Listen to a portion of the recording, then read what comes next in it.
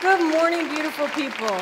I am so excited to be here. I think this is the fourth leadership conference that I've been here at LACO for, and I think every year it gets a little bit better. And the idea for us here is to come together, to learn together, to build our skills, to broaden our knowledge about the work that's going on in LACO, because we're such a huge organization and we want to make sure that everybody is aware of what's going on throughout this wonderful organization. And it's an opportunity for us to network, to see your colleagues, to support one another, to thank each other, and to celebrate all the great things that have happened this year. So this year's theme, collaborate, innovate, transform. It recognizes that our best, our very best work happens when we break down silos and we're all working together. And that only happens when we feel safe, when we feel nurtured, when we can trust our colleagues, and we're comfortable at work, where we spend a tremendous amount of time. So we're going to have a great day today. Mr. Valdez already shared what's on the agenda. We have 12 diverse workshops, and I'm so excited. These are workshops that our people are presenting because we have so much expertise here in this room. There's no need to bring in people from outside because you are the experts. We're going to do some fun team-building exercises. I hate to tell you, but I haven't played ping pong very much, so don't choose the very, very best of your team to come up with me and play. We have some amazing speakers. We have Mr. Tom Sines, who has been on our board for over 15 years, is someone who I think is absolutely brilliant and has done so much work advocating for underserved, underprivileged people, and in particular, children. And then we're going to have Miles Cooley, who's someone I heard speak at another place and was just so touched by his story. And I think his story really demonstrates how one caring adult can make a significant difference in a child's life. So I'm really looking forward to hearing him speak. And then, as usual, or at least in the last three, we have a student panel, because I think it's always so important that we hear from our students, that we stay tuned to what their needs are, and that we're listening. Because when we're trying to figure out how to do things right by students, we have to listen to what they need, what they want. They have the solutions. So before we get started into the program, I also want to acknowledge and thank our labor partners. We have SEIU in the house, CSEA, and LACIA. Let's give our union partners a hand.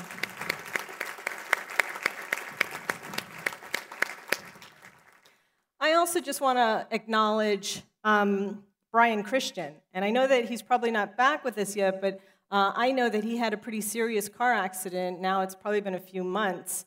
And he has been absolutely in my thoughts and prayers, and hope that he is recuperating and will be back soon. So I also need to acknowledge my amazing cabinet, and I think they're just spread out all over the place, which is a good thing. But these are people that make this work possible for me. When you are leading an organization, you are only as good as your team, and I think you all know that from your own experiences in your job. It's the people that are surrounding you, that are working with you, that are connecting with you, that make the job get done right. So I want to acknowledge my staff, my cabinet, and I'm going to start off with my deputy superintendent, Dr. Erica Torres, who's standing there in the back.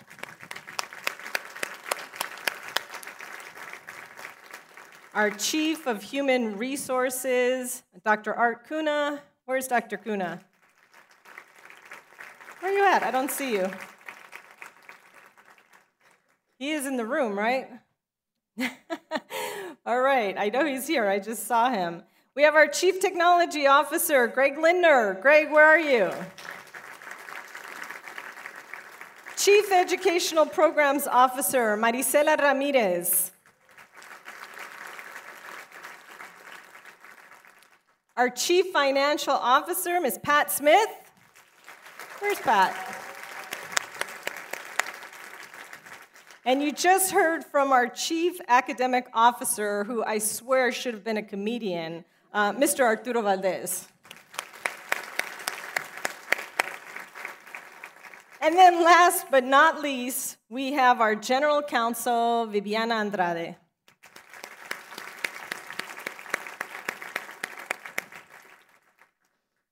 So I'd also like for each of you to take a moment, look to the person next to you, and say thank you. Thank you. Awesome. We're thanking you. Thank you for contributing to the work to LACO. Thank you for making a difference for students. Thank you for making it better for our communities and our educators, our districts, outside, and our own students. It's really important that we take time to acknowledge each other because this work that we do every single day is not easy. So we have to remember to appreciate ourselves and the work of each other. And we've achieved a lot together. So I want to take a minute and look back at some of the major accomplishments that we were able to achieve this past year. So let's take a look.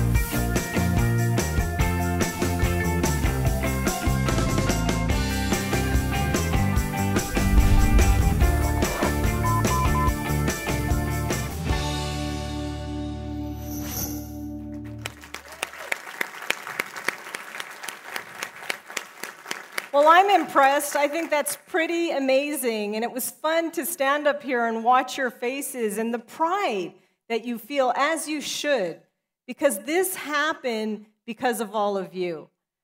The other thing that I think really made a difference is that we went through a strategic planning process. And with a show of hands, how many in the room are familiar with LACO's strategic plan? Raise your hand. Awesome. So we launched this strategic plan last year, was actually implemented, but we spent the year before that, a whole year, planning, vetting, communicating, and really deciding together what was going to be the focus and how were we going to hold ourselves accountable to ensure that we get all of this really good work done. And really the strategic plan is our collaborative roadmap. It keeps us all focused and all moving in the same direction. And that plan, as I said, was vetted. We heard from many voices and stakeholders.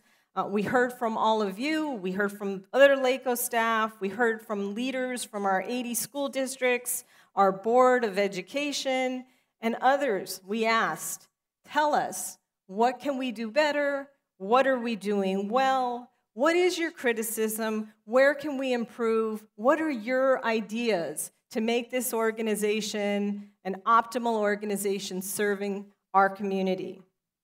And we know that in order for LACO to be the model of the very, very best in terms of providing public services, we have to connect with our community. We have to know what our stakeholders, what our employees, what are students, what do they need and want from us so that we can deliver? So we came up with this plan, and it's centered on 5 key goals with the primary aim to promote equity for students across this county. And I was looking through some of my notes, and I was realizing, it's been over 50 years where we first started talking about an achievement gap. 50 years. And we haven't made the progress that we need to make to ensure that all of our students have the same access to a quality education, to housing, to good health benefits, all of the things that we know so many of our children who are living in poverty don't have. So we always focus on equity and doing everything that we can to give those students who receive the least a little bit of extra support. And so when we're talking about our strategic plan, number one, everything that we have to see in terms of outcomes is improving students' outcomes, right? I mean, that's what we're here. We're an educational organization, so we hope to see improved student outcomes. We want to promote effective communication. And that's internally, where we need to be sure that we are always communicating, that we're transparent, and everybody understands where we're going. So that's critical. Another one was supporting trauma and resiliency-informed practices, because we know too often students, families, and probably everybody in this room has experienced some time in their life where they've been impacted by a traumatic event. And in order for people to thrive, in order for them to be healthy, in order for students to learn, we have to make sure that we're building resiliency and that we're supporting people to overcome some of those traumas that they've experienced, especially children. Another is strengthening community partnerships, because this work cannot be done by one organization or institution. And until we all realize that every single agency, whether it's public, private, nonprofit, various districts, everybody who has a hand in serving children and families need to come together and work together and develop partnerships so we can make sure our kids are getting the services that they deserve. And then finally, it's about achieving and exceeding operational standards, looking at our own systems, looking at the standards that we have in place and making sure that we're improving. Because no matter how good you are, there's always room for improvement. And unless we're constantly looking at the work that we're doing, looking at the services that we provide, looking at our systems and identifying areas of improvement, we won't see the gains that we want to see. And the good thing is that every department set specific goals and created key performance indicators to track and monitor our progress. So we have a strategic plan that isn't something we wrote that's sitting on our website. It's a live document that we are looking at, that we are collecting data on, and that we are measuring our progress. And I'm happy to say that we are making strides. We're making advances. You've seen some of the advances in this video, some of the systemic changes that we made to the organization. And for that, we should be very, very proud. And you know, we faced some challenges along the way. It wasn't always easy. And I'm going to talk a little bit about one of those challenges was the support that we provide for our students with special needs. After 50 years of providing instruction to students with disabilities, the Division of Special Education transferred the last of our special education programs back to the districts on June 30th. Now, I have to say that as the mother of a son with a severe disability, I know firsthand how caring special education educators, and that includes the counselors, the TAs, everyone who's supporting children with disabilities, how critical that is and how much further it goes from beyond the classroom. I was at an event recently. It was our early childhood education symposium that we did, and one of the speakers there was my son's preschool teacher. And his name is Whit Hazlip. And Whit Hazlip made such a difference in my life, way beyond being the preschool teacher of my son, Bruce. He was an advocate, he was a friend, he was a supporter, and he was the one who told me when my son was attending Salvin Elementary School and was only with other students with severe disabilities that my son needed to be mainstreamed, that he needed to be integrated into a regular classroom. And he's the one who encouraged me and helped me, who held my hand through the process of sitting at IEPs where I had to sit across the table and hear 5 or 6 or 7 professionals tell me everything that my child wasn't doing. And so having that kind of support, having that love from another person, from your son's teacher, is more than what happens in terms of my son's academic outcomes.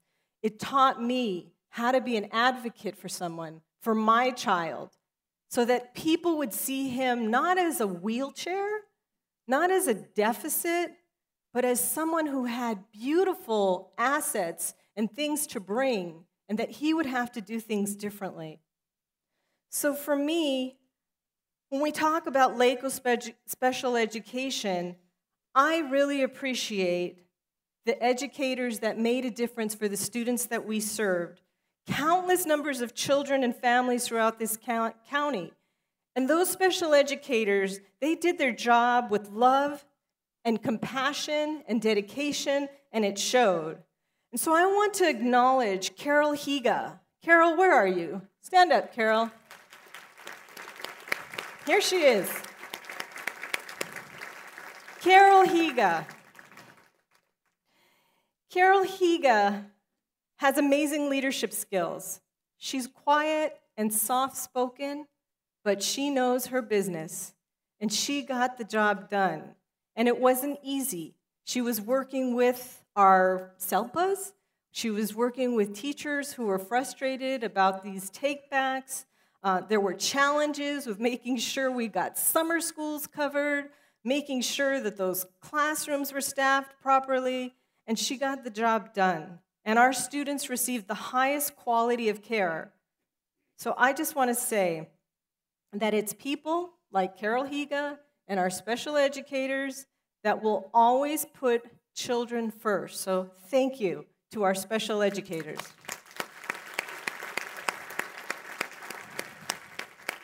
And even though that was hard, making that transition, ultimately, I believe that this change, this giving back our students with disabilities to their local districts was the right thing to do.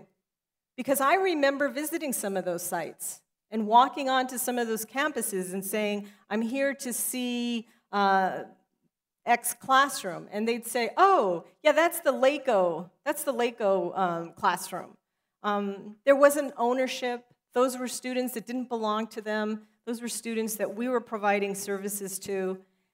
And students with disabilities deserve to be educated in their home schools, in their home communities, and not set off aside. Because I'll tell you one thing that we all need to understand, that when you go out into the real world, as all of you know, there is no special world for people with disabilities.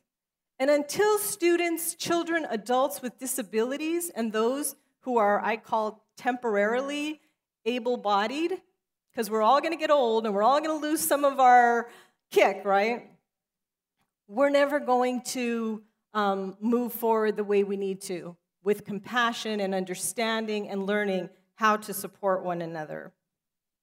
I also realized the transfer of programs was hard on staff, that it was disruptive to some of their positions, and I'm really proud that we did everything possible to take care of our employees that were impacted by this change. We helped those who wanted to follow students to secure positions in the districts where their students were going. We provided training and support for those that wanted to pursue opportunities internally here at LACO, looking for other options. And I'm really pleased to say that the majority of our staff found employment in district programs, followed their kids. A few moved on to retirement. So thank you for caring about our staff.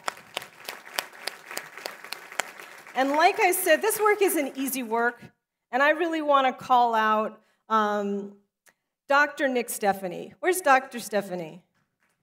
Where are you at? I know I saw you. There he is, back there. You know, Nick does his job, again, with empathy, with compassion. He didn't just send out a notice to everyone. He met with people individually. He talked to them about their options. He walked them through the process. And this is what we need. This is what we need for the people that are dedicating their time to this organization, is they need and deserve to be treated with respect and with some dignity. So I thank him for his compassion. But our work to support students with disabilities didn't end with that transfer. We're now working to ensure equity for students with special needs in other ways. In a way, we're working on a much larger scale because we're looking at how do we support our districts who are providing the direct instruction to students, all 80 districts, giving them the support that they need to own their students, to take care of them, and to meet their instructional needs.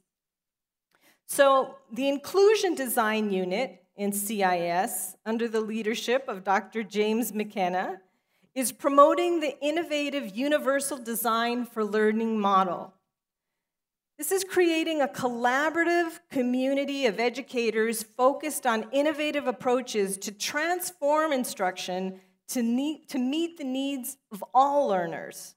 And this is done through workshops, resource sharing, and an annual symposium, bringing people together, learning together. How can we do better? How can we use technology? What can we do to best meet the needs of our students with disabilities? We're also working to meet the needs of our children with disabilities in early childhood education, because we all know that the earlier we can identify a student with a disability and provide some intervention, the better off they're going to do. So I'm excited about a new effort that we have to build capacity of early learning programs to serve children with special needs. And we received a $2.5 million grant from the CDE for the Inclusive Early Childhood Education Project. And I'd like to thank Sandra Williams for the great work that she's doing to implement that program.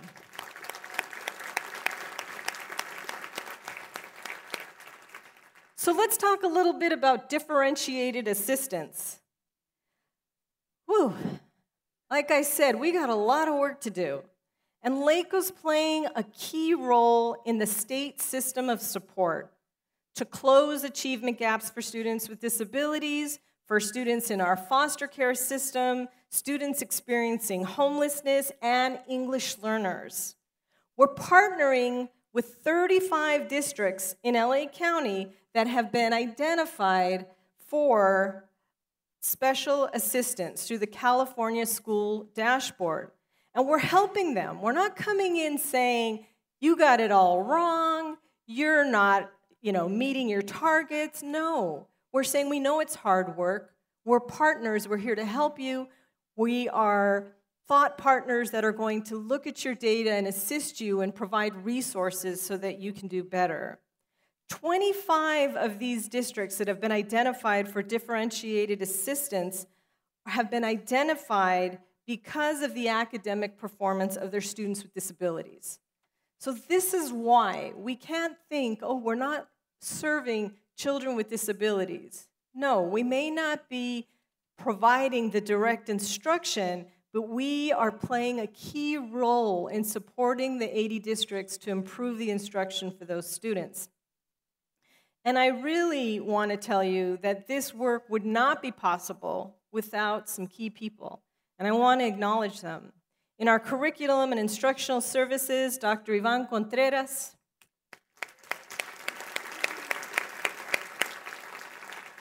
In student support services, Dr. Victor Thompson.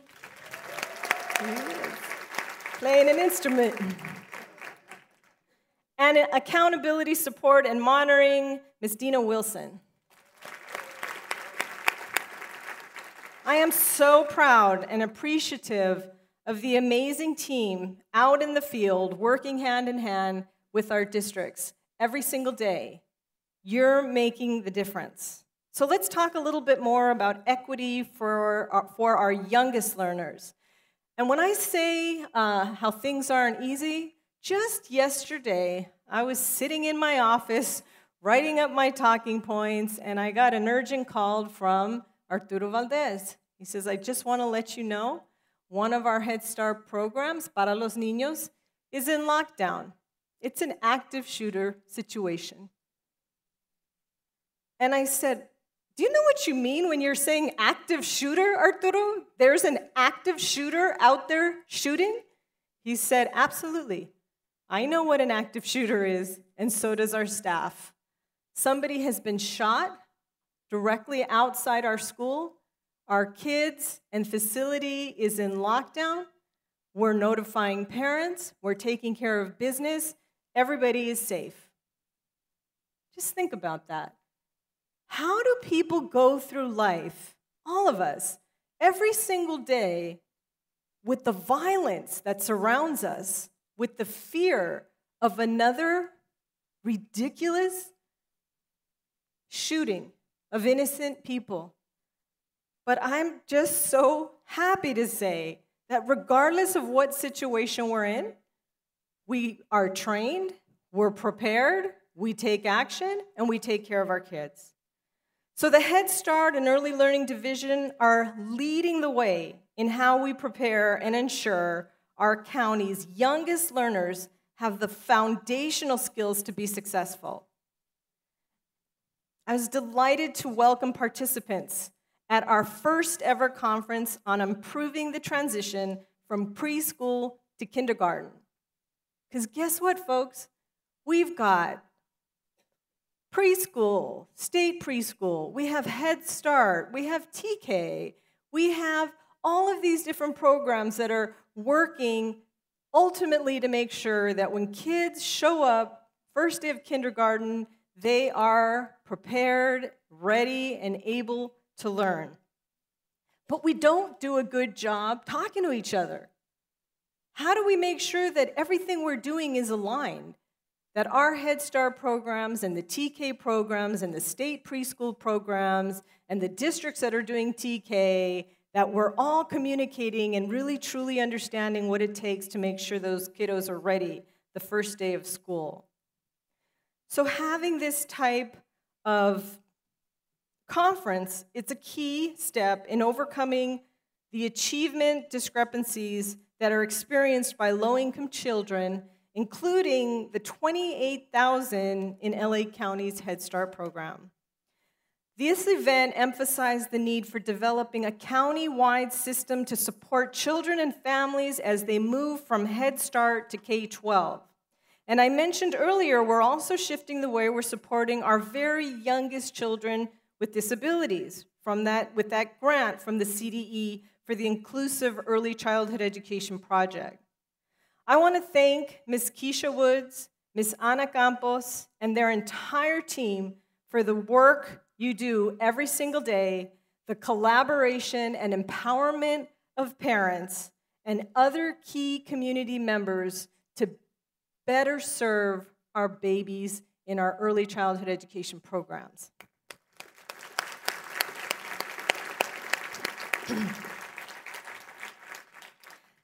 So let's move on to equity for foster and homeless youth. I am so proud of LACO's leadership role as educational advocates for more than 100,000 students in LA County who are either in the foster care system or experiencing homelessness. Overcoming abuse, neglect, that's so significant that you have to be removed from your home. For homeless students, not knowing where they're going to sleep each night. These are the obstacles that some of our children face that really make it difficult for them to focus when they're in school, and they need a lot of extra help. And collaboration is key. So Foster Youth Services Program built a comprehensive approach that brings together schools, child welfare, probation, and community groups to improve the educational outcomes for these children. We have regional learning networks that come together regularly to address challenges and implement solutions, because we don't want a bunch of people just coming together and admiring the challenge, right? We can all sit around and talk about what the problem is, but the important thing is, what are we going to do about it? What are the solutions? What do our children tell us? What do they want? And the highlight for me was welcoming more than 300 participants at our Piecing It Together symposium in May, where I had the opportunity to talk to some of these students who are so resilient. You know, you hear their stories, and then you see that they just keep moving along, that they have setbacks, but they keep on trying. And I'm just so impressed with their strength and resiliency. And because of this great work, LACO was selected by the CDE as the new statewide lead agency on foster youth services. So we received a $2.6 million grant to lead this effort. Think about what that means. There are 58 county offices of education in this state. And of those 58, others identified LACO and the work that's being done here as the leaders who need to teach and train the other 57 county offices of education and to share the best practices and the good things we have going on here. So we're actually a part of the statewide system of support as the foster youth subject matter experts so that others can learn from us. And I want to acknowledge and thank Dr. Rochelle Tuzard and Melissa Schoonmaker. Where are they? I know I saw them. Who are also so passionate about this work, and they get it. Their hearts are in the right place, and they're willing to do whatever it takes to make sure that our children are getting the support they need. Besides that, we're developing systems, innovative systems that improve our ability to serve these vulnerable students. So one you've heard of probably many times is LACO's educational passport system. And every time I talk about this, and I first learned about it when I was in another district, it was like, that is absolutely amazing. That is part of the solution. And what that is giving us the opportunity to share data so that when homeless students or foster youth are pulled out of their home and moved from school to school to school, they have access to their records. Their new school has access to those records, and they're able to immediately enroll them and put them in the appropriate classes. So that's an amazing system that's made a huge difference. It's a really big deal.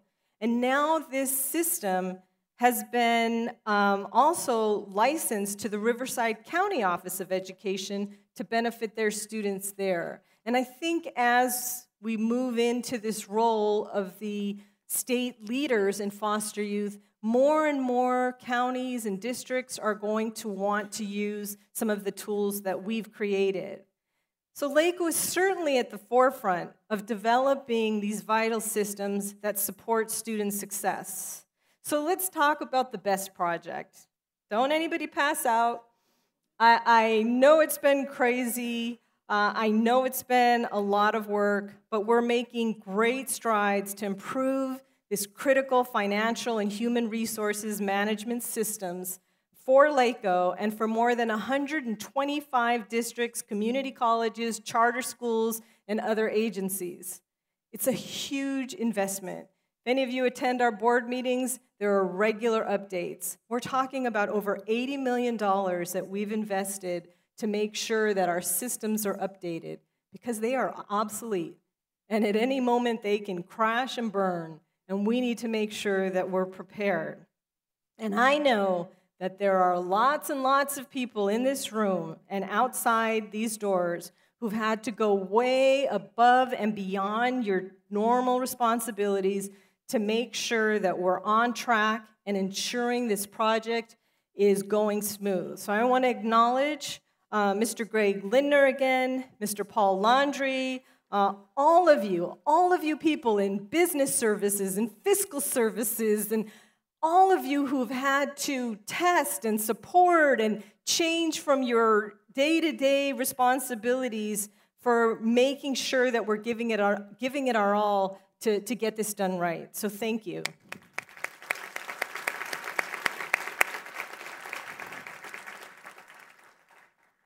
So one of the primary responsibilities, and I think the main reason why LACO was even established, was to oversee districts' budgets and ensure that they remain fiscally solvent. This is absolutely one of the key things that we need to do. And it's getting harder and harder to make sure that our districts are not going under. Our districts are facing so many challenges. They are struggling with declining enrollment.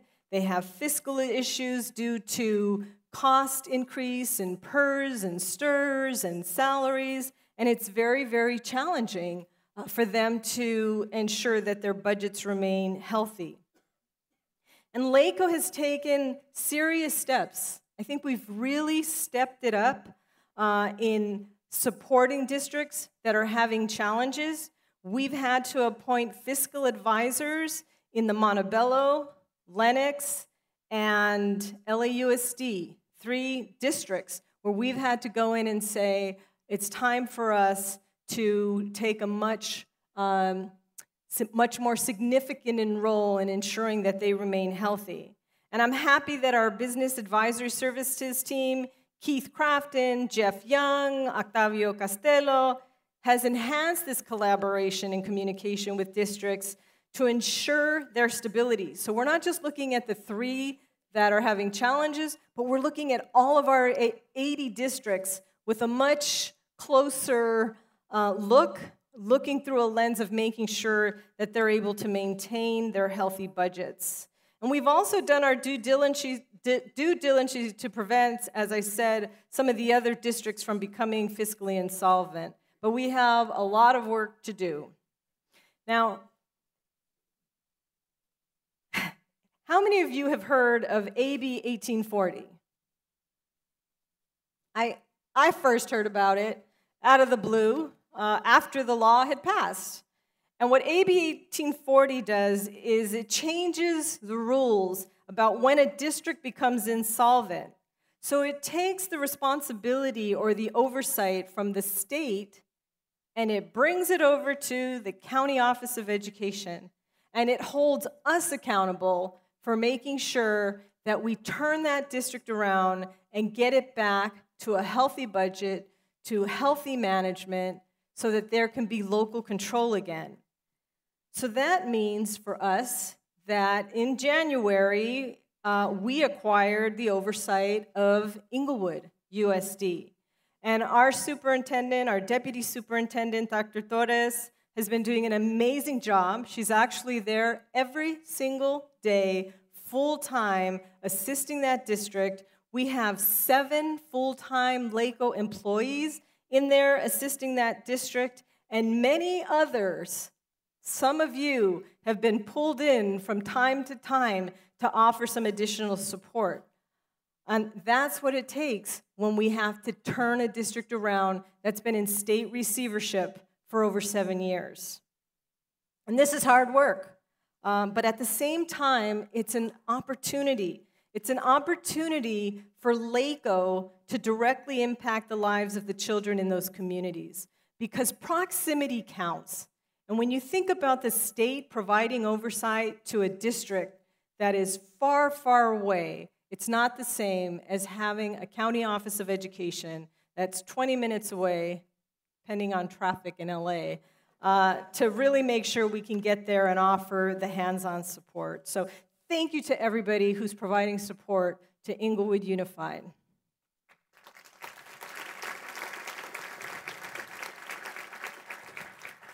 So we're going to talk now a little bit about direct services to students. My favorite thing, a highlight for me every single year, is to be on that stage at Walt Disney Concert Hall to congratulate our students from our juvenile court schools and on alternative education programs who've earned their high school diploma or equivalencies. 240 of those students did this past year.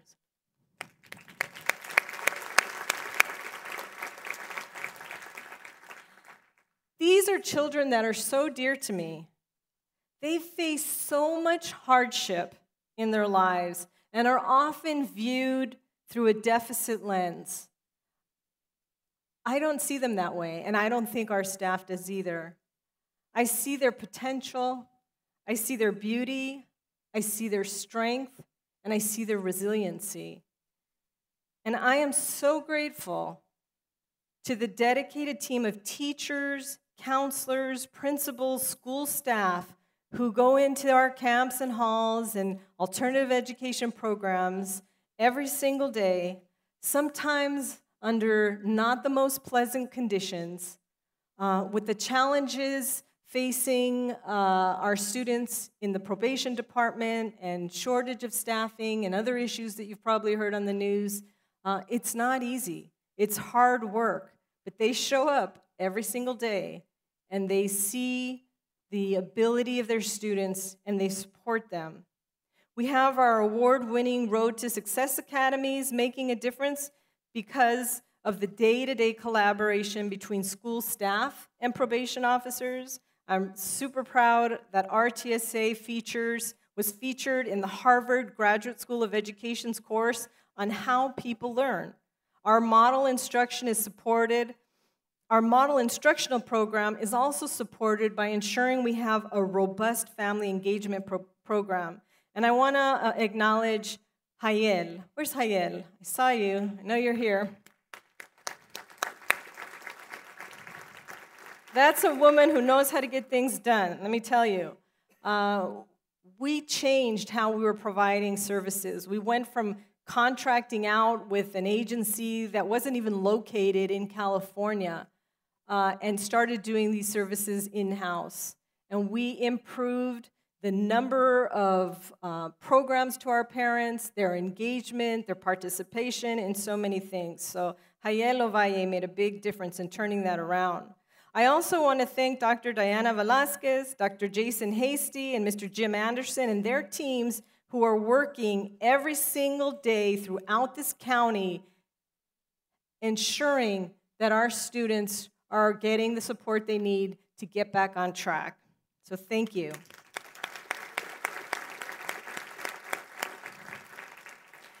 one of the reasons why our Road to Success Academies is as successful as it is because these programs help students address the trauma they've experienced in their lives. And at least 1 in 4 children are exposed to a traumatic event, and many experience multiple events. I had the opportunity when I was at LAUSD to survey some of our students, and it was unbelievable how many had witnessed somebody being killed, punched, shot, stabbed. These are our kids. You don't just see something like that and then walk to school and say, hey, I'm ready to learn, bring it on. You have to address those experiences.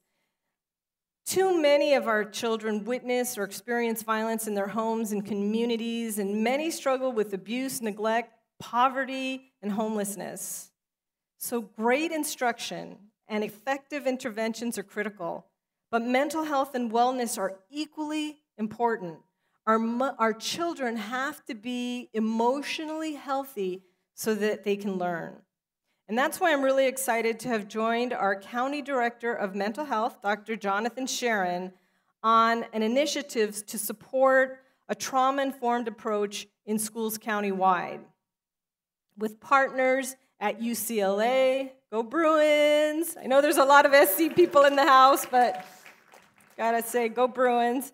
Our agencies have been really working together to provide trainings, resources, tools to promote a trauma-informed approach that build resiliency in students and help teachers to understand the impact trauma has on their students' ability to learn. And I'm excited that we've developed a trainer of trainer model called Strategies for Trauma and Resilience to be implemented in districts with our partners in mental health and UCLA. And this is a key goal for LACO, another example of how collaboration leads to innovation that can transform educational approaches. So let's talk about partnerships. Our Community Schools Initiative, with the support and funding from the LA County Board of Supervisors, public schools, county agencies, nonprofits are coming together to bring needed resources directly to schools. LACO is partnering with mental health, public health, health services, probation, and others to integrate resources into districts and schools serving some of our highest need communities. 15 of our school districts have been identified for the community schools pilot that we're kicking off this school year. This model aims to promote a trauma-informed approach and ensure that all students are healthy, prepared for college, and ready for careers in civic life. We're also partnering with mental health and public health to provide underserved high schools with much-needed resources to support health and well-being. This includes dedicated safe rooms called Margaret's Place at 5 high schools and well-being centers at 50 high schools throughout the county. I want to thank Mr. Valdez, Mr. Ramirez, Mr. Gonzalez, Ms. Jewel Forbes, and their teams for all of the hard work you've put into making sure we get this off the ground.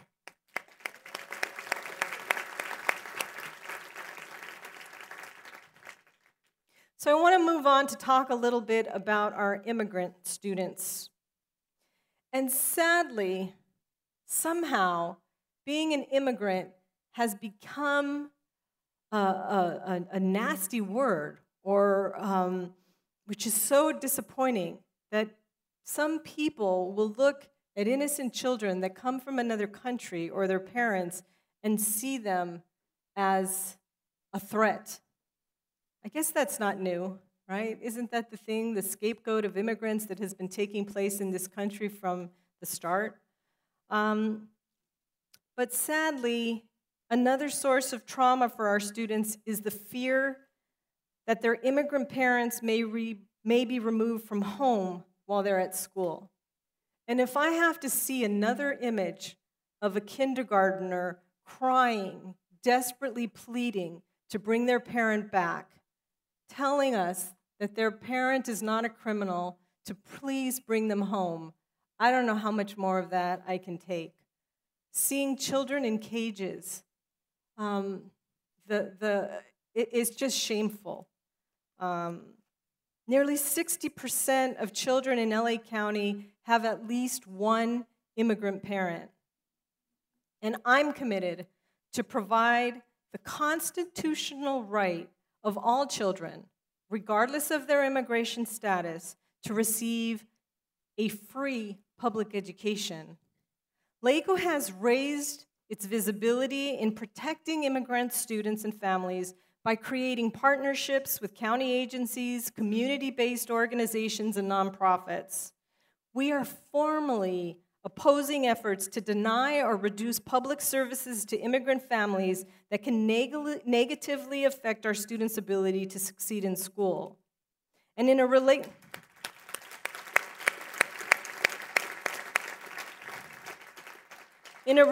effort, LACO will also play a significant role in ensuring full participation in the 2020 census, focusing on immigrant and other hard-to-count communities.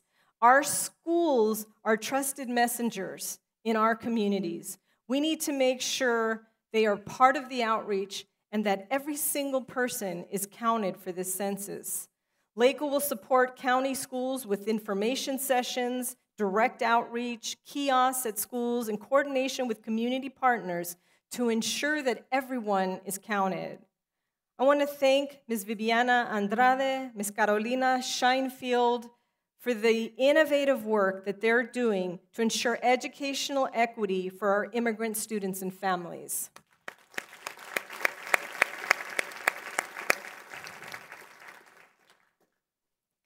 So another thing that we're trying to do is figure out, when we talk about being innovative and having the opportunity to be creative about the types of services and supports we provide across this county, part of that is thinking about, where do we get the money? Where's the money going to come from for us to do the things that we want to do?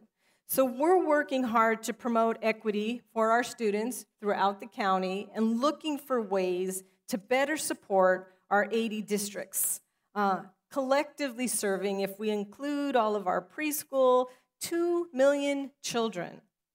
And we here at LACO are in a unique position to be able to step up and do this work, to be the focal point for stakeholder partnerships in advancing public education.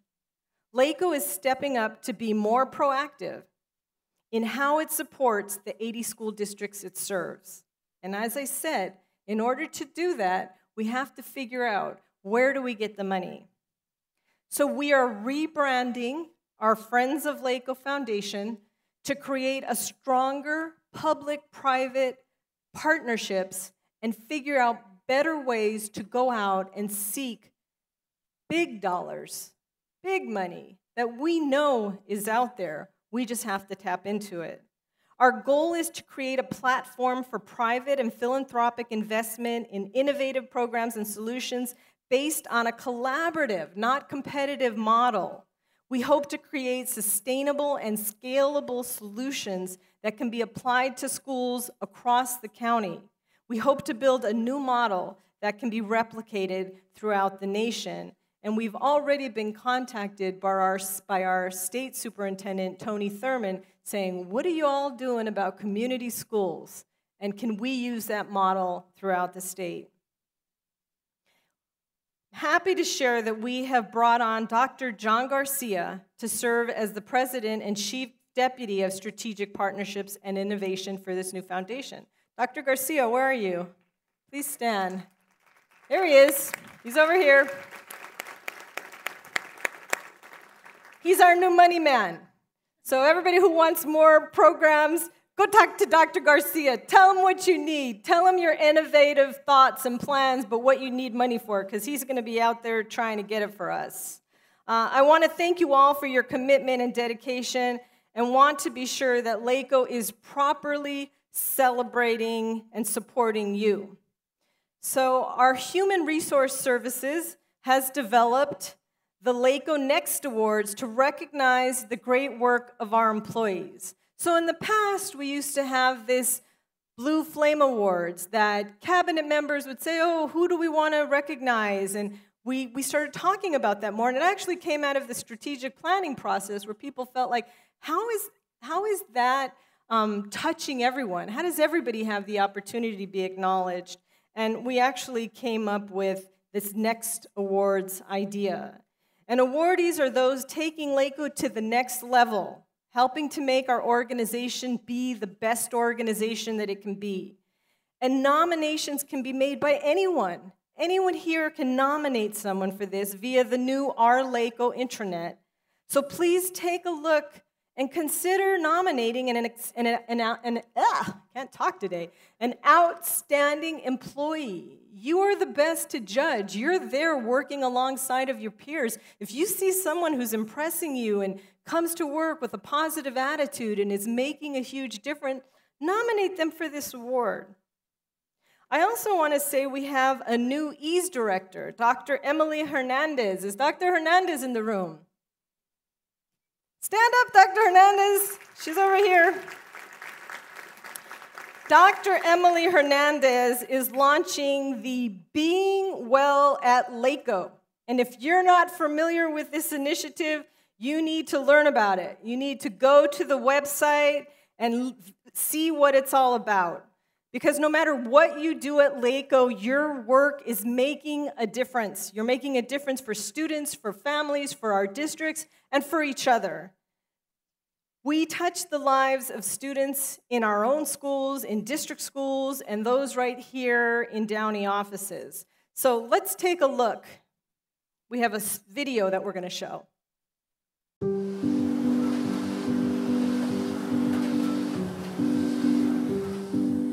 The Student Worker Program is valuable to LACO because it gives the students an opportunity to go out into the community and use the skills they've learned here to be successful in college as well as securing jobs to support themselves. But it's also an opportunity for LACO to invest in their own students. We've really tried to model the Student Worker Program as more than just a place where student workers can come, work, and get a paycheck and learn a few skills. The best use of our time is to try and also mentor them and try and give them some life skills. I really appreciate this job because I get to come here every day with my mom, so we spend a lot of time together on the way to and from work, and they give me a lot of free time to focus on school and complete all my homework and study. I've come from a single parent household. I was getting into trouble hanging out with the wrong crowd. This opportunity came up to work for LACO as a student worker. It's benefited me because it's taught me how to be here on time, taught me good work ethic. I feel like it would put me on my feet. I started with LACO in the summer of 2001 as a student worker.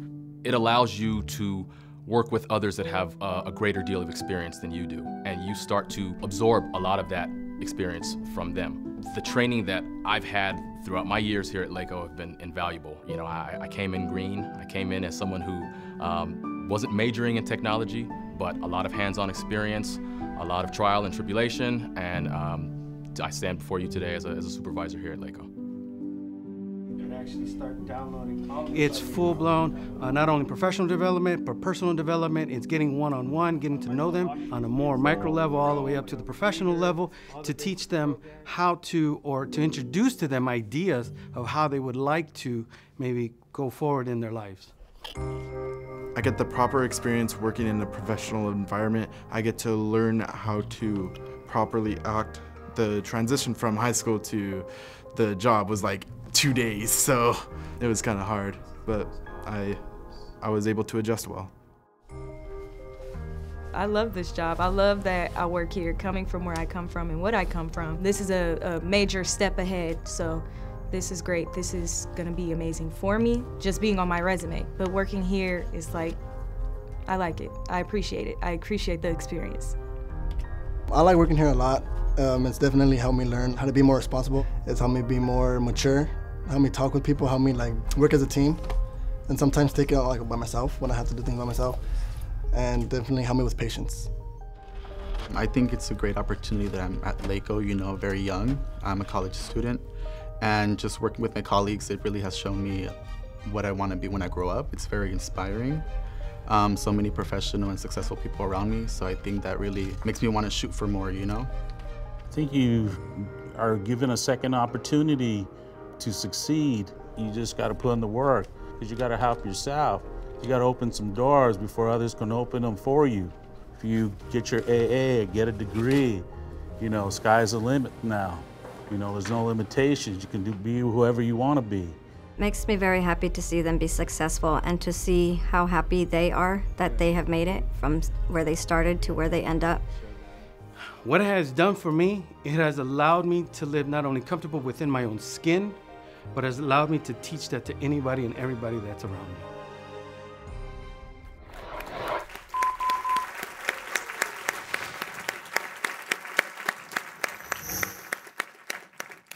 These are our people. These are people that we've groomed from being student learners to amazing leaders. And I want to thank some people before I introduce our next speaker, because I neglected to do that in the beginning. And I always say that it takes so much work to plan an event like this. I want to thank everybody on the planning committee that have been working for months to make sure that we have a well-organized, productive day planned for you today. So let's thank the planning committee.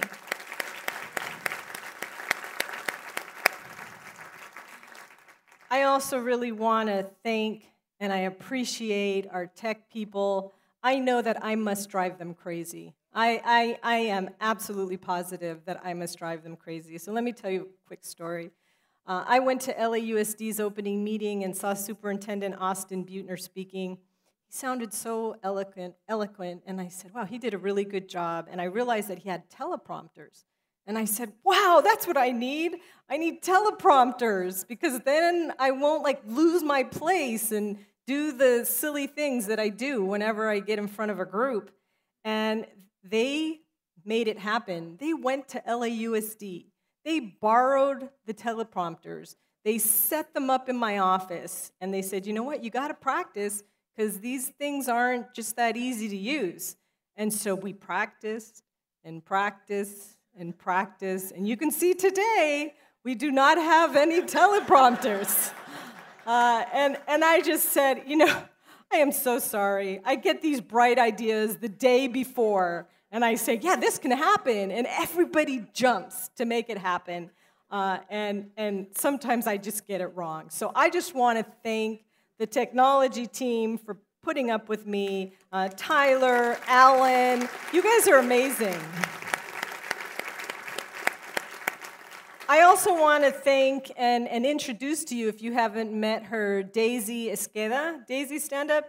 Daisy is the special assistant to the superintendent and keeps me on track. And I'm sure I drove her crazy as we were going through these talking points and went from a full speech to saying, I don't like reading. I need to be me. And let's just do this all over and start from scratch. And we were here last night working on that. So thank you to Daisy.